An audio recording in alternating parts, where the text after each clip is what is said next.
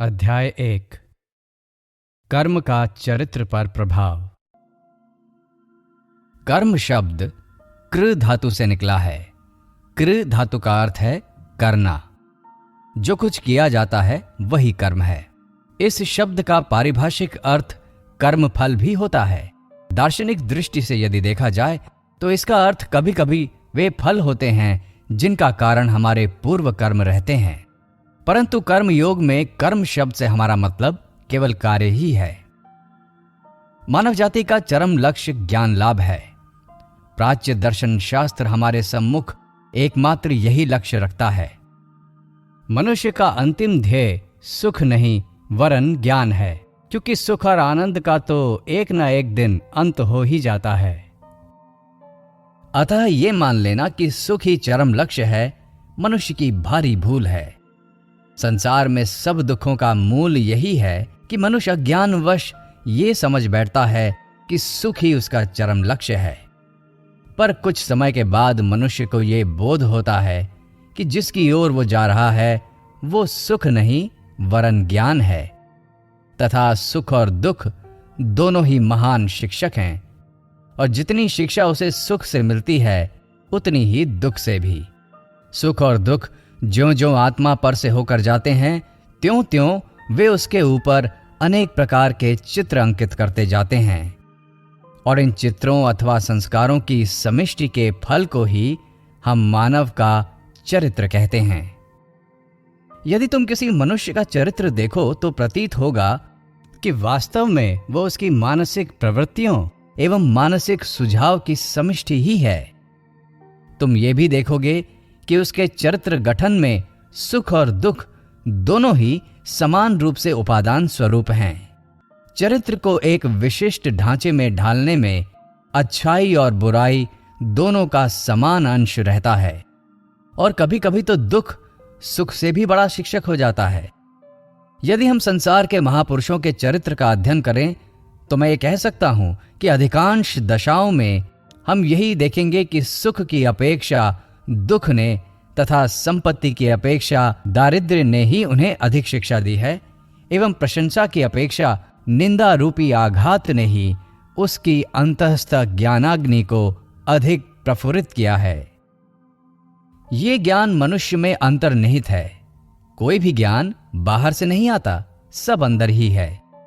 हम जो कहते हैं कि मनुष्य जानता है, उसे ठीक ठीक मनोवैज्ञानिक भाषा में व्यक्त करने पर हमें कहना चाहिए कि वो आविष्कार करता है। मनुष्य जो कुछ सीखता है वो वास्तव में आविष्कार करना ही है। आविष्कार का अर्थ है मनुष्य का अपनी अनंत ज्ञान स्वरूप आत्मा के ऊपर से आवरण को हटा लेना। हम कहते हैं कि न्यूटन ने गुरुत्वाकर्षण का आविष्कार किया, तो क्या वो आविष्कार कहीं एक कोने में बैठा हुआ न्यूटन की प्रतीक्षा कर रहा था? नहीं, वो उसके मन में ही था। जब समय आया तो उसने उसे ढूंढ निकाला। संसार ने जो कुछ ज्ञान लाभ किया है वो मन से ही निकला है। विश्व का असीम पुस्तकालय तुम्हारे मन में ही विद्यमान है। बाह्य जगत तो तुम्हें अपने मन को अध्ययन में लगाने के लिए उद्दीपक तथा सहायता मात्र है, परंतु प्रत्येक समय तुम्हारे अध्ययन का विषय तुम्हारा मन ही है। सेब का गिरना न्यूटन के लिए उद्दीपक कारण स्वरूप हुआ, और उसने अपने मन का अध्ययन किया। उसने अपने मन में पूर्व से स्थित भाव श्रृंखला की कड़ियों को एक बार फिर से व्यक्ति स्थित किया तथा उनमें एक नई कड़ी का आविष्कार किया। उसी को हम गुरुत्वाकर्षण का नियम कहते हैं। ये ना तो सेब में था, न पृथ्वी के केंद्र में स्थित किसी अन्य वस्तु में ही। अतएव समस्त ज्ञान, चाहे वो व्यावहारिक हो अथवा पारमार्थिक, मनुष्य के मन में ही निहित है। बहुधा ये प्रकाशित न होकर ढका रहता है, और जब आवरण धीरे धीरे हटता जाता है तो हम देखते हैं कि हमें ज्ञान हो रहा है। ज्यों-ज्यों इस आविष्करण की क्रिया बढ़ती जाती है त्यों-त्यों हमारे ज्ञान की वृद्धि होती जाती है। जिस मनुष्य पर से यह आवरण उठता जाता है वो अन्य व्यक्तियों की अपेक्षा अधिक ज्ञानी है, और जिस मनुष्य पर यह आवरण तह पर तह पड़ा है वो अज्ञानी है। जिस मनुष्य पर यह आवरण बिल्कुल चला जाता है वो सर्वज्ञ पुरुष कहलाता है। अतीत में कितने ही सर्वज्ञ पुरुष हो चुके हैं और मेरा विश्वास है कि अब भी बहुत से होंगे तथा आगामी युगों में भी ऐसे असंख्य पुरुष जन्म लेंगे। जिस प्रकार एक चकमक पत्थर के टुकड़े में अग्नि निहित रहती है, उसी प्रकार मनुष्य के मन में ज्ञान रहता है। उद्दीपक कारण घर्षण स्वरूप होकर इस ज्ञानाग्नि को प्रकाशित कर देता है।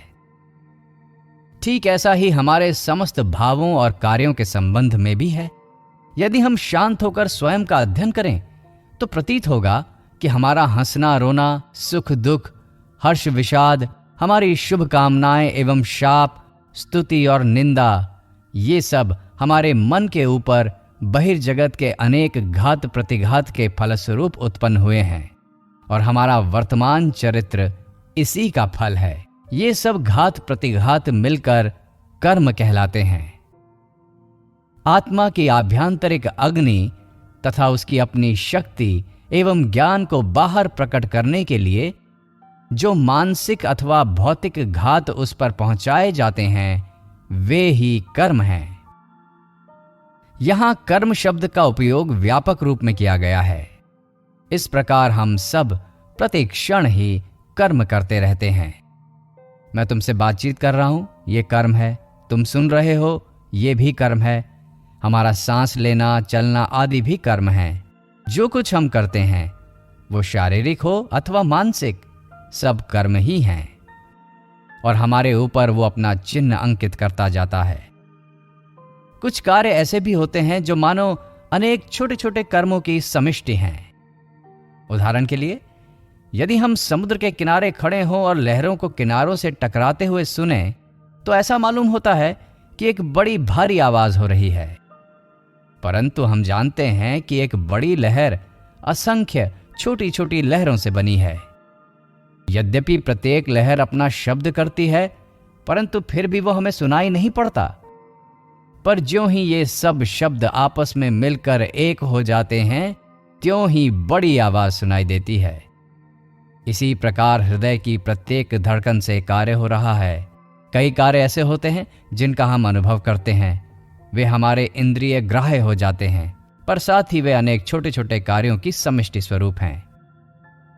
यदि तुम सचमुच किसी मनुष्य के चरित्र को जांचना चाहते हो तो उसके बड़े कार्यों पर से उसकी जांच मत करो। एक मूर्ख भी किसी विशेष अवसर पर बहादुर बन जाता है। मनुष्य के अत्यंत साधारण कार्यों की जांच करो और असल में वे ही ऐसी बातें हैं जिनसे तुम्हें एक महान पुरुष के वास्तविक चरित्र का पता लग सकता है।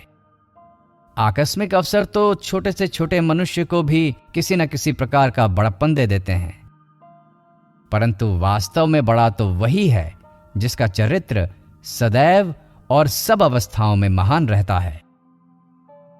व्यक्ति का जिन सब शक्तियों के साथ संबंध आता है, उनमें से कर्मों की वो शक्ति सबसे प्रबल है जो व्यक्ति के चरित्र गठन पर प्रभाव डालती है। मनुष्य तो मानो एक प्रकार का केंद्र है और वो संसार की समस्त शक्तियों को अपनी ओर खींच रहा है तथा इस केंद्र में उन सारी शक्तियों को आपस में मिलाकर उन्हें फिर एक बड़ी तरंग के रूप में बाहर भेज रहा है। ये केंद्र ही प्रकृत मानव आत्मा है। ये सर्वशक्तिमान तथा सर्वज्ञ है और समस्त विश्व को अपनी ओर खींच रहा है। भला बुरा, सुख दुख सब उसकी ओर दौड़े जा रहे हैं और जाकर उसके चारों ओर मानो लिपटे जा रहे हैं और वो उन सब में से चरित्र रूपी महाशक्ति का गठन करके उसे बाहर भेज रहा है। जिस प्रकार किसी चीज को अपनी ओर खींच लेने की उसमें शक्ति है, उसी प्रकार उसे बाहर भेजने की भी है।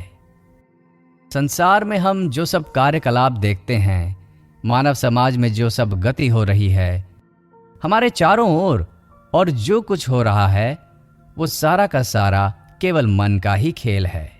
मनुष्य की इच्छा शक्ति का प्रकाश मात्र है। अनेक प्रकार के यंत्र, नगर, जहाज, युद्धपोत आदि सभी मनुष्य की इच्छा शक्ति के विकास मात्र हैं। मनुष्य की ये इच्छा शक्ति चरित्र से उत्पन्न होती है और वो चरित्र कर्मों से गठित होता है। अतएव कर्म जैसा होगा, इच्छा शक्ति का विकास भी वैसा ही होगा। संसार में प्रबल इच्छा शक्ति संपन्न जितने महापुरुष हुए हैं वे सभी धुरंधर कर्मी थे। उनकी इच्छा शक्ति ऐसी जबरदस्त थी कि वे संसार को भी उलट पुलट दे सकते थे, और वो शक्ति उन्हें युग युगांतर तक निरंतर कर्म करते रहने से प्राप्त हुई थी। बुद्ध एवं ईसा मसीह में जैसी प्रबल इच्छा शक्ति थी वो एक जन्म में प्राप्त नहीं की जा सकती, और उसे हम आनुवंशिक शक्ति संचार भी नहीं कह सकते, क्योंकि हमें ज्ञात है कि उनके पिता कौन थे। हम नहीं कह सकते कि उनके पिता के मुंह से मनुष्य जाति की भलाई के लिए शायद कभी एक शब्द भी निकला हो। जोसेफ, जो कि ईसा मसीह के पिता थे, उनके समान तो असंख्य बड़े ही हो गए और आज भी हैं। बुद्ध के पिता के सदृश लाखों छोटे छोटे राजा हो चुके हैं। अतः यदि वो बात केवल आनुवंशिक शक्ति संचार के कारण ही हुई हो तो इसका स्पष्टीकरण कैसे कर सकते हो कि इस छोटे से राजा को, जिसकी आज्ञा का पालन शायद उसके स्वयं के नौकर भी नहीं करते थे, ऐसा एक सुंदर पुत्र रत्न लाभ हुआ जिसकी उपासना लगभग आधा संसार करता है। इसी प्रकार जोसेफ नामक बढ़ई तथा संसार में लाखों लोगों द्वारा ईश्वर के समान पूजे जाने वाले उसके पुत्र ईसा मसीह के बीच जो अंतर है उसका स्पष्टीकरण कहाँ? आनुवंशिक शक्ति संचार के सिद्धांत द्वारा तो इसका स्पष्टीकरण नहीं हो सकता। बुद्ध और ईसा इस विश्व में जिस महाशक्ति का संचार कर गए वो आई कहां से? उस महान शक्ति का उद्भव कहां से हुआ? अवश्य युग युगांतरों से वो उस स्थान में ही रही होगी और क्रमशः प्रबलतर होते होते अंत में बुद्ध और ईसा मसीह के रूप में समाज में प्रकट हो गई और आज तक चली आ रही है। संसार में प्रत्येक मनुष्य किसी न किसी प्रकार से तो काम करता ही रहता है, परंतु यह भी ध्यान रखना चाहिए कि शक्तियों का निरर्थक क्षय भी कोई चीज होती है। गीता का कथन है, कर्मयोग का अर्थ है कुशलता से अर्थात वैज्ञानिक प्रणाली से कर्म करना। कर्मानुष्ठान की विधि ठीक ठीक जानने से मनुष्य को श्रेष्ठ फल प्राप्त हो सकता है। ये स्मरण रखना चाहिए कि समस्त कर्मों का उद्देश्य है मन के भीतर पहले से ही स्थित शक्ति को प्रकट कर देना, आत्मा को जागृत कर देना। प्रत्येक मनुष्य के भीतर पूर्ण शक्ति और पूर्ण ज्ञान विद्यमान है। भिन्न भिन्न कर्म इन महान शक्तियों को जागृत करने तथा बाहर प्रकट कर देने में साधन मात्र हैं। ये सब कर्म द्वारा ही नियमित होता है। ये सनातन नियम है कि जब तक कोई मनुष्य किसी वस्तु का उपार्जन न करे तब तक वो उसे प्राप्त नहीं हो सकती। संभव है कभी कभी हम इस बात को ना माने, परंतु आगे चलकर हमें इसका दृढ़ विश्वास हो जाता है। एक मनुष्य चाहे जीवन भर धनी होने के लिए एड़ी चोटी का पसीना एक करता रहे, हजारों मनुष्यों को धोखा दे, परंतु अंत में वो देखता है कि वो संपत्तिशाली होने का अधिकारी नहीं था, तब जीवन उसके लिए दुखमय और दूभर हो उठता है। हम अपने भौतिक सुखों के लिए भिन्न भिन्न चीजों को भले ही इकट्ठा करते जाएं, परंतु वास्तव में जिसका उपार्जन हम अपने कर्मों द्वारा करते हैं वही हमारा होता है। एक मूर्ख संसार भर की सारी पुस्तकें मोल लेकर भले ही अपने पुस्तकालय में रख ले, परंतु वो केवल उन्हीं को पढ़ सकेगा जिसको पढ़ने का वो अधिकारी होगा, और ये अधिकार कर्म द्वारा ही प्राप्त होता है। हम किसके अधिकारी हैं, हम अपने भीतर क्या क्या ग्रहण कर सकते हैं, इन सब का निर्णय कर्म द्वारा ही होता है। अपनी वर्तमान अवस्था के जिम्मेदार हम ही हैं, और जो कुछ हम होना चाहें उसकी शक्ति भी हम ही में है। यदि हमारी वर्तमान अवस्था हमारे ही पूर्व कर्मों का फल है तो ये निश्चित है कि जो कुछ हम भविष्य में होना चाहते हैं वो हमारे वर्तमान कार्यों द्वारा ही निर्धारित किया जा सकता है। अतएव हमें यह जान लेना आवश्यक है कि कर्म किस प्रकार किए जाएं। संभव है तुम कहो, कर्म करने की शैली जानने से क्या लाभ? संसार में प्रत्येक मनुष्य किसी न किसी प्रकार से तो कर्म करता ही रहता है, परंतु यह भी ध्यान रखना चाहिए कि शक्तियों का निरर्थक क्षय भी कोई चीज होती है। गीता का कथन है, कर्म योग का अर्थ है कुशलता से अर्थात वैज्ञानिक प्रणाली से कर्म करना। कर्मानुष्ठान की विधि ठीक ठीक जानने से मनुष्य को श्रेष्ठ फल प्राप्त हो सकता है। यह स्मरण रखना चाहिए कि समस्त कर्मों का उद्देश्य है मन के भीतर पहले से स्थित शक्ति को प्रकट कर देना, आत्मा को जागृत कर देना। प्रत्येक मनुष्य के भीतर पूर्ण शक्ति और पूर्ण ज्ञान विद्यमान है। भिन्न भिन्न कर्म इन महान शक्तियों को जागृत करने तथा बाहर प्रकट कर देने में साधन मात्र हैं।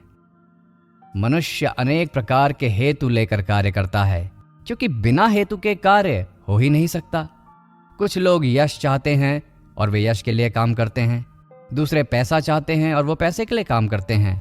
फिर कोई अधिकार प्राप्त करना चाहता है और वे अधिकार के लिए काम करते हैं। कुछ और स्वर्ग पाना चाहते हैं और वे उसी के लिए कार्य करते हैं। फिर कुछ लोग अपने बाद अपना नाम छोड़ जाने के इच्छुक होते हैं। चीन देश में एक प्रथा है कि मनुष्य की मृत्यु के बाद ही उसे उपाधि दी जाती है। किसी ने यदि कुछ अच्छा कार्य किया तो उसके मृत पिता अथवा पितामह को कोई सम्माननीय उपाधि दे दी जाती है। कुछ लोग उसी के लिए यत्न करते हैं। विचार करके देखने पर यह प्रथा हमारे यहाँ की अपेक्षा अच्छी ही कही जा सकती है। इस्लाम धर्म में कुछ संप्रदायों के अनुयायी इस बात के लिए आजन्म काम करते रहते हैं कि मृत्यु के बाद उनकी एक बड़ी कब्र बने। मैं कुछ ऐसे संप्रदायों को जानता हूं जिनमें बच्चे के पैदा होते ही उसके लिए एक कब्र बना दी जाती है, और यही उन लोगों के अनुसार मनुष्य का सबसे जरूरी काम होता है। जिसकी कब्र जितनी बड़ी और सुंदर होती है वो उतना ही अधिक सुखी समझा जाता है। कुछ लोग प्रायश्चित के रूप में कर्म किया करते हैं, अर्थात अपने जीवन भर अनेक प्रकार के दुष्ट कर्म को चुकने के बाद एक मंदिर बनवा देते हैं अथवा पुरोहितों को कुछ धन दे देते हैं, जिससे कि वे उनके लिए मानो स्वर्ग का टिकट खरीद देंगे। वे सोचते हैं कि बस इससे रास्ता साफ हो गया, अब हम निर्विघ्न चले जाएंगे। इस प्रकार मनुष्य को कार्य में लगाने वाले बहुत से उद्देश्य रहते हैं। ये उनमें से कुछ हुए।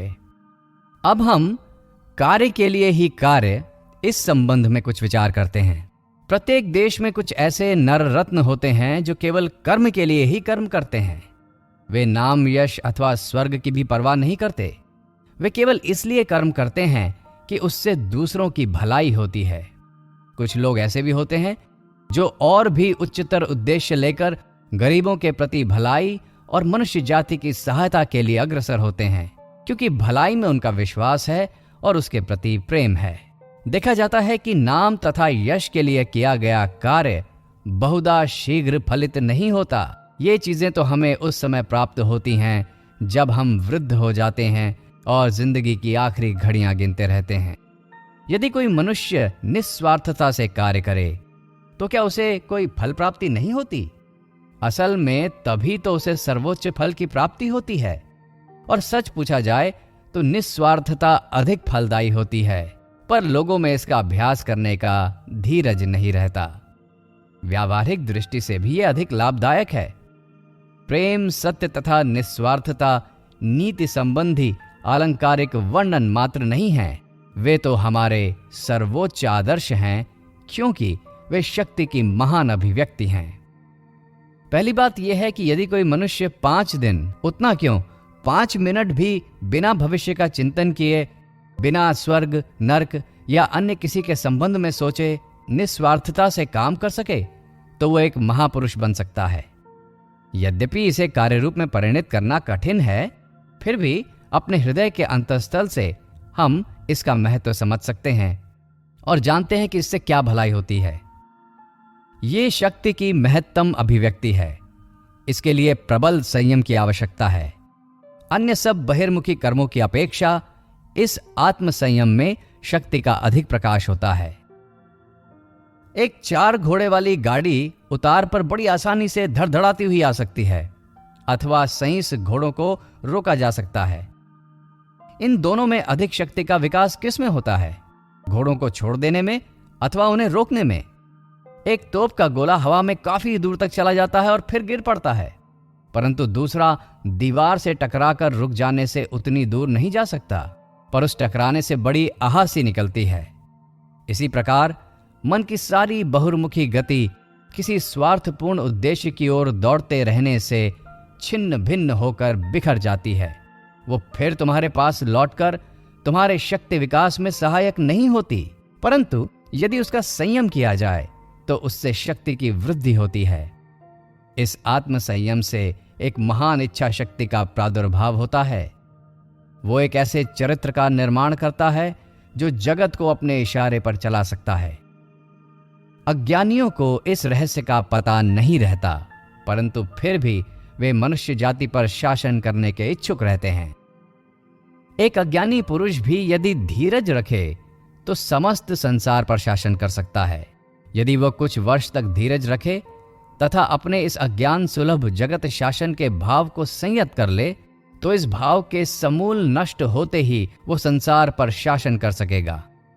परंतु जिस प्रकार कुछ पशु अपने से 2-4 कदम आगे कुछ नहीं देख सकते, इसी प्रकार हम में से अधिकांश लोग भविष्य के बारे में नितांत अदूरदर्शी होते हैं। हमारा संसार मानो एक क्षुद्र वर्तुल सा होता है, हम बस उसी में आबद्ध रहते हैं। हम में दूरदर्शिता के लिए धैर्य नहीं रहता और इसीलिए हम दुष्ट और नीच हो जाते हैं। यह हमारी कमजोरी है, शक्तिहीनता है। अनंत सामान्य कर्मों को भी घृणा की दृष्टि से नहीं देखना चाहिए। जो मनुष्य कोई श्रेष्ठ आदर्श नहीं जानता, उसे स्वार्थ दृष्टि से ही नाम यश के लिए ही काम करने दो। परंतु यह आवश्यक है कि प्रत्येक मनुष्य को उच्चतर ध्येयों की ओर आगे बढ़ने तथा उन्हें समझने का प्रबल यत्न करते रहना चाहिए। हमें कर्म करने का ही अधिकार है, कर्म फल में हमारा कोई अधिकार नहीं। कर्म फलों को एक और रहने दो, उनकी चिंता हमें क्यों हो। यदि तुम किसी मनुष्य की सहायता करना चाहते हो तो इस बात की कभी चिंता ना करो कि उस आदमी का व्यवहार तुम्हारे प्रति कैसा रहता है।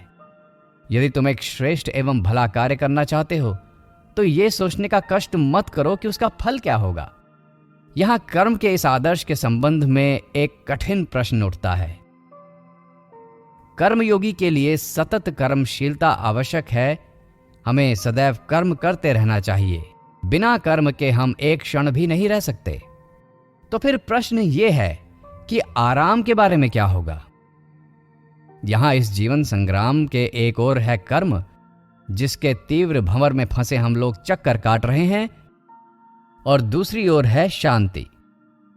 सभी मानो निवृत्तिमुखी हैं। चारों ओर सब शांत, स्थिर, किसी प्रकार का कोलाहल नहीं। केवल प्रकृति अपने जीवों, पुष्पों और गिरी गुफाओं के साथ विराज रही है। पर इन दोनों में से कोई भी पूर्ण आदर्श का चित्र नहीं है। यदि एक ऐसा मनुष्य जिसे एकांतवास का अभ्यास है संसार के चक्कर में घसीट लिया जाए, तो उसका उसी प्रकार ध्वंस हो जाएगा जिस प्रकार समुद्र की गहराई में रहने वाली एक विशेष प्रकार की मछली पानी की सतह पर लाए जाते ही टुकड़े टुकड़े होकर मर जाती है, क्योंकि सतह पर पानी का वो दबाव नहीं है जिसके कारण वो जीवित रहती है।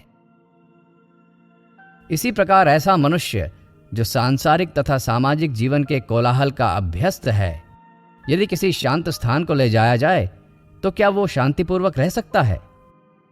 कदापि नहीं। उसे क्लेश होता है और संभव है उसका मस्तिष्क भी फिर जाए।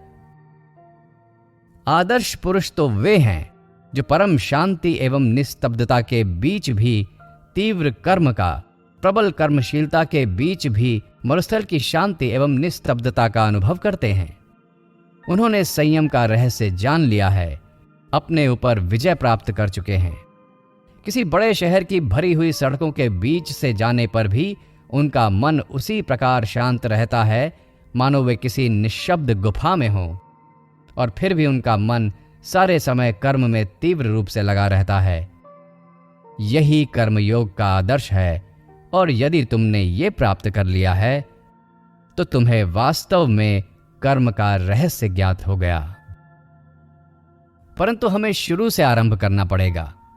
जो कार्य हमारे सामने आते जाएं, उन्हें हम हाथ में लेते जाएं, और धीरे धीरे हम अपने को दिन प्रतिदिन निस्वार्थ बनाने का प्रयत्न करें। हमें कर्म करते रहना चाहिए तथा यह पता लगाते रहना चाहिए कि उस कर्म के पीछे हमारा हेतु क्या है। ऐसा होने पर हम देख पाएंगे कि आरंभावस्था में प्रायः हमारे सभी कार्यों का हेतु स्वार्थपूर्ण रहता है, किंतु धीरे धीरे यह स्वार्थपरायणता अध्यवसाय से नष्ट हो जाएगी और अंत में वो समय आएगा जब हम वास्तव में स्वार्थ से रहित होकर कार्य करने के योग्य हो सकेंगे। हम सभी ये आशा कर सकते हैं कि जीवन पथ में अग्रसर होते होते किसी न किसी दिन वो समय अवश्य ही आएगा जब हम पूर्ण रूप से निस्वार्थ बन जाएंगे। और ज्यों ही हम उस अवस्था को प्राप्त कर लेंगे, हमारी समस्त शक्तियां केंद्रीभूत हो जाएंगी तथा हमारा आभ्यंतरिक ज्ञान प्रकट हो जाएगा। द्वितीय अध्याय। अपने अपने कार्यक्षेत्र में सब बड़े हैं। सांख्य मत के अनुसार प्रकृति त्रिगुणमयी है। ये 3 गुण हैं, सत्व, रज तथा तम। बाह्य जगत में इन 3 गुणों का प्रकाश साम्यावस्था, क्रियाशीलता तथा जड़ता के रूप में दिखाई देता है। तम की व्याख्या अंधकार अथवा कर्म शून्यता के रूप में होती है। रज की कर्मशीलता अथवा आकर्षण एवं विकर्षण के रूप में, और सत्व इन दोनों की साम्यावस्था तथा संयम रूप होता है। प्रत्येक व्यक्ति इन 3 गुणों से निर्मित है।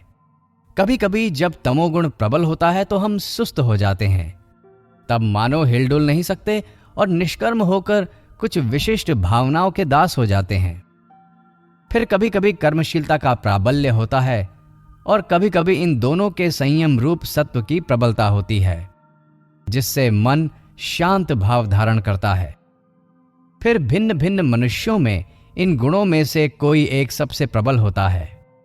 एक मनुष्य में कर्म शून्यता, सुस्ती और आलस्य के गुण प्रबल रहते हैं, दूसरे में कर्मशीलता, उत्साह एवं शक्ति के, और तीसरे में हम शांति, मृदुता एवं माधुर्य का भाव देखते हैं, जो पूर्वोक्त दोनों गुणों अर्थात कर्मशीलता एवं कर्म शून्यता का सामंजस्य स्वरूप होता है। इस प्रकार संपूर्ण सृष्टि में पशुओं, वृक्षों और मनुष्यों में हमें इन विभिन्न गुणों का न्यूनाधिक मात्रा में वैशिष्ट्यपूर्ण प्रकाश दिखाई देता है। कर्मयोग का संबंध मुख्यतः इन 3 गुणों से है। कर्म हमें ये बतलाकर कि उसका स्वरूप क्या है तथा उनका किस प्रकार उपयोग होना चाहिए, हमें अपना कार्य अच्छी तरह से करने की शिक्षा देता है। मानव समाज एक श्रेणीबद्ध संस्था है। इसके अंतर्गत सभी मनुष्य एक एक श्रेणी में विभक्त और भिन्न भिन्न सोपान में अवस्थित हैं। हम सभी जानते हैं कि सदाचार तथा कर्तव्य किसे कहते हैं, परंतु फिर भी हम देखते हैं कि भिन्न भिन्न देशों में सदाचार के संबंध में अलग अलग धारणाएं हैं। एक देश में जो बात सदाचार युक्त मानी जाती है, संभव है दूसरे देश में वही नितांत दुराचार समझी जाए। उदाहरण के लिए एक देश में चचेरे भाई बहन आपस में विवाह कर सकते हैं, परंतु दूसरे देश में यही बात बुरी मानी जाती है। किसी देश में लोग अपनी साली से विवाह कर सकते हैं, परंतु यही बात दूसरे देश में बड़ी खराब समझी जाती है। फिर कहीं कहीं लोग एक ही बार विवाह कर सकते हैं और कहीं कहीं कई बार, इत्यादि इत्यादि। इसी प्रकार सदाचार की अन्यान्य बातों के संबंध में भी विभिन्न देशों में भिन्न भिन्न धारणाएं रहती हैं। फिर भी हमारी ये धारणा है कि सदाचार का एक सार्वभौमिक आदर्श अवश्य है। यही बात कर्तव्य के बारे में भी है। भिन्न भिन्न जातियों में कर्तव्य के बारे में अलग अलग धारणा होती है। किसी देश में यदि एक मनुष्य कुछ विशिष्ट कार्य नहीं करता तो लोग उस पर दोषारोपण करते हैं, परंतु अन्य किसी देश में यदि वह मनुष्य वही कार्य करता है तो वहां के लोग कहते हैं कि उसने ठीक नहीं किया। फिर भी हम जानते हैं कि कर्तव्य का एक सार्वभौमिक आदर्श अवश्य है। इसी प्रकार एक समाज सोचता है कि कुछ विशिष्ट बातें ही कर्तव्य स्वरूप हैं, परंतु दूसरे समाज का विचार बिल्कुल विपरीत होता है और वो उन कार्यों को करना एक पातक समझेगा। अब हमारे सम्मुख 2 मार्ग खुले हैं।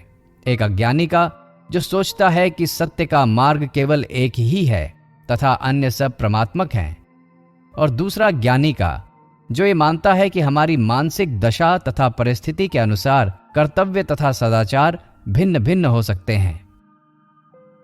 अतएव जानने योग्य प्रधान बात यह है कि कर्तव्य तथा सदाचार के विभिन्न स्तर होते हैं और एक अवस्था के, एक परिस्थिति के कर्तव्य दूसरी परिस्थिति के कर्तव्य नहीं हो सकते। उदाहरण के लिए सब महापुरुषों का उपदेश है कि अशुभ के प्रतिकार की चेष्टा नहीं करनी चाहिए। अशुभ का अप्रतिकार ही सर्वोच्च नैतिक आदर्श है। हम जानते हैं कि यदि हम लोग इस कहावत को पूर्णतः चरितार्थ करने लगें तो समाज के सारे बंधन ही छिन्न भिन्न हो जाएं। चोर और लुटेरे हमारे जानमाल पर हाथ साफ करने लगें और मनमानी करने लगें। यदि इस प्रकार का अप्रतिकार धर्म एक दिन भी आचरण में लाया गया तो बड़ी गड़बड़ी मच जाएगी। परंतु फिर भी अपने हृदय के अंतःस्थल से हम प्रतिकार रूप उपदेश की सत्यता भीतर ही भीतर अनुभव करते रहते हैं। हमें यह सर्वोच्च आदर्श प्रतीत होता है। परंतु यदि केवल इस मत का ही प्रचार किया जाए तब तो अधिकांश मनुष्यों को ही अन्यायकर्मी कहकर तिरस्कृत कर देना होगा। इतना ही नहीं बल्कि इसके द्वारा मनुष्यों को सदा यही अनुभव होने लगेगा कि वे अन्याय ही कर रहे हैं।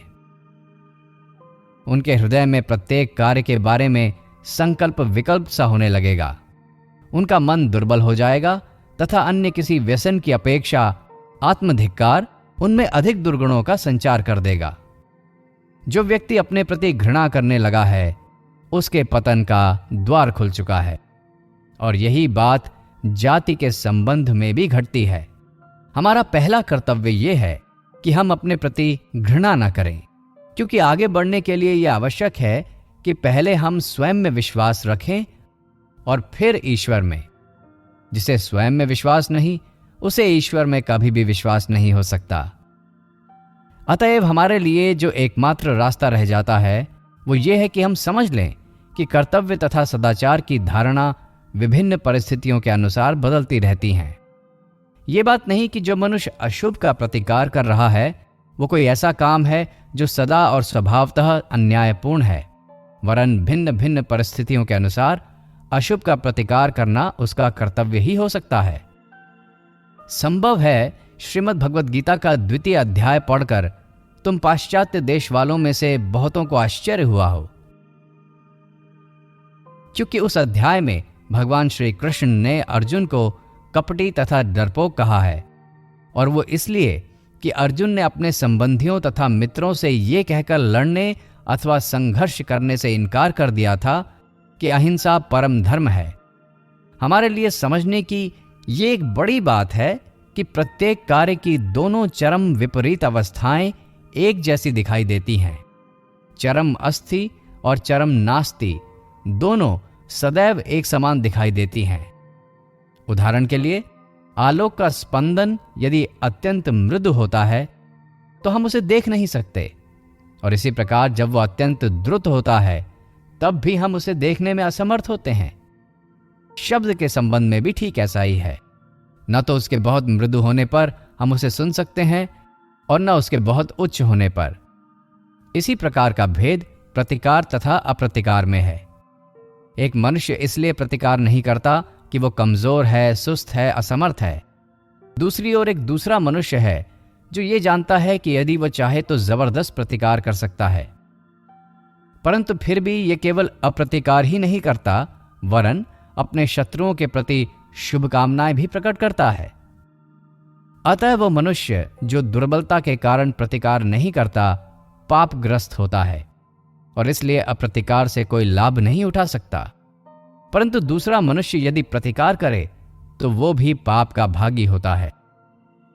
बुद्ध ने जो अपना राज वैभव तथा सिंहासन छोड़ दिया उसे हम सच्चा त्याग कह सकते हैं, परंतु एक भिखारी के संबंध में त्याग का कोई प्रश्न ही नहीं उठता, क्योंकि उसके पास तो त्याग करने को कुछ है ही नहीं।